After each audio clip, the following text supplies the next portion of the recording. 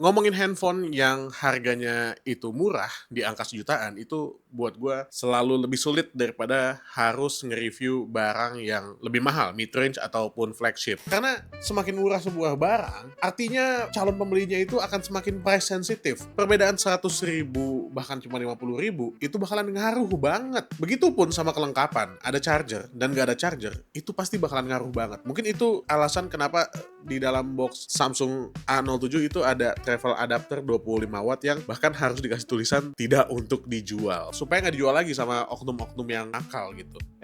Tadi gue bilang di dalam box ya, salah deng, dia di luar box. Ya emang kalau buat brand lain keberadaan charger itu kayak mandatori, emang harus ada di dalam sebuah paket pembelian. Tapi itu tidak berlaku buat Samsung. Dan begitupun sama Samsung Galaxy A07, sebuah handphone yang paling entry yang dikeluarin sama Samsung di beberapa bulan yang lalu. Tapi meskipun entry, desainnya ini dibawain sama Samsung ngikutin kayak A series yang lebih mahal kayak misalnya A36, A56. Bahasa desainnya tuh sama. Bodi belakangnya itu mulus, cuma ada kamera yang di sini kelihatannya dua, tapi sebenarnya ada cuma satu ya. Nanti gue bahas soal kamera yang cuma satu ini. Terus juga bodinya, warnanya yang gue pegang ini warna hijau, tapi bukan cuma hijau doang. Dia kalau kena semburat cahaya itu ada hitam-hitamnya, bahkan ada garis-garisnya yang agak susah untuk ditangkap di kamera. Frame-nya flat kayak kakak-kakaknya Galaxy A series yang lebih mahal. Dan juga ada key island design di bagian tombol-tombolnya, alias desain tombolnya itu agak sedikit menonjol gitu ya. Desain kayak gini tuh udah jadi ciri khas untuk Galaxy A series. Bosen?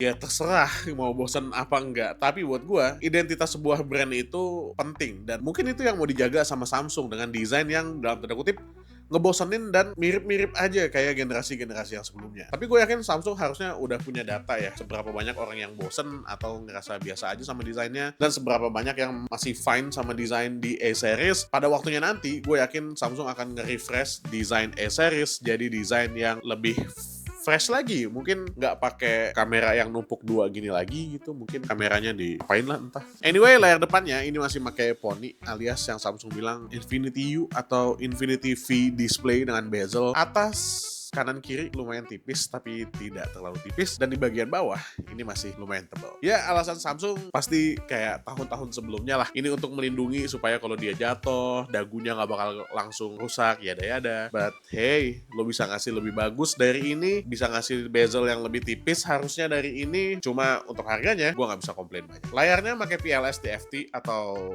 ya mendekati IPS lah ya. Resolusinya HD+ dan punya refresh rate 90 Hz. Sepengalaman gue selama gue pakai handphone ini beberapa waktu, layarnya tuh fine-fine aja, oke-oke aja, meskipun bukan layar yang terbaik yang bisa dikasih sama Samsung. Tapi sekali lagi, gua akan selalu mengingat harganya yang cuma 1,4 jutaan. This is good. Untuk dipakai nonton film itu oke, 90 Hz-nya ya oke lah. Mungkin Samsung bisa-bisa aja ngasih layar 120 Hz, tapi buat apa gitu? Di handphone entry level, even 90 Hz itu rasanya udah lebih dari cukup. Kenapa kayak begitu? Simple sih sebenarnya. Karena secara raw power, dia tuh ya nggak kuat-kuat banget, namanya juga entry level. MediaTek Helio G99 masih disematin sama Samsung di handphone ini. Di saat handphone-handphone di harga segini itu biasanya pakai Uni SoC, Samsung berani ngasih MediaTek Helio G99. Sebuah SoC yang harusnya udah waktunya dia nggak dipakai lagi. Tapi that's good lah. Sebuah prosesor yang memang udah nggak bisa dibilang muda, tapi sebuah tanda yang bagus. Rasanya tuh kayak kita yang pembeli handphone entry level itu dibelain sama Samsung dengan ngasih MediaTek Helio G99. Ya Samsung bisa aja sih sebenarnya ngasih MediaTek Helio G100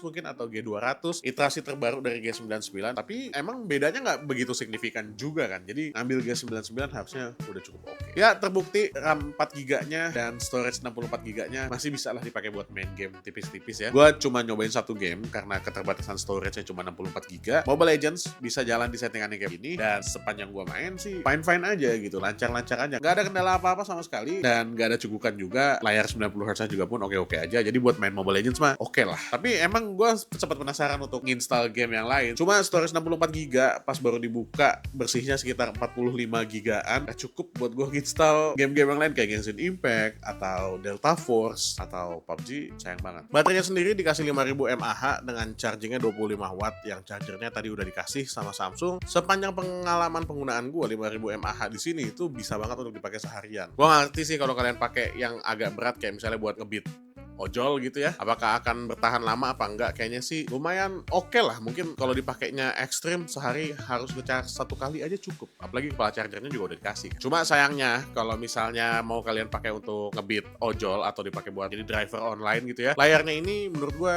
masih kurang cerah kalau dipakai di bawah sinar matahari langsung. Out of the box dia juga udah dikasih Android 15 dengan skin One UI 7.0 yang mana ini sebuah OS yang cukup baik ya dibandingin sama OS-OS yang lain untuk handphone entry level menurut gua. Jadi masih nyaman untuk dipakainya dan juga dia dapat update yang cukup lama. Kalau gua nggak salah ingat itu update Androidnya sampai 6 tahun. Itu lama banget loh. Cuma gua tetap masih menyaksikan sih apakah 6 tahun lagi si handphone ini dengan Helio G99 itu masih bisa bertahan atau enggak.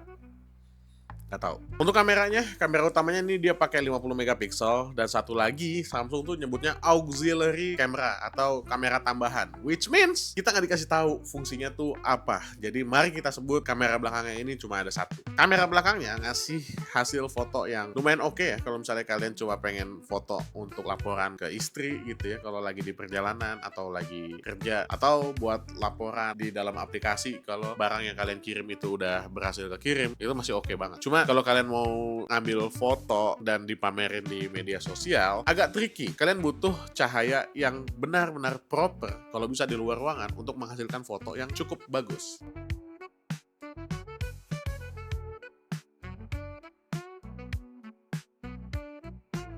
Begitupun kamera selfie-nya, yang menurut gua oke, tapi ya sampai di level oke aja gitu.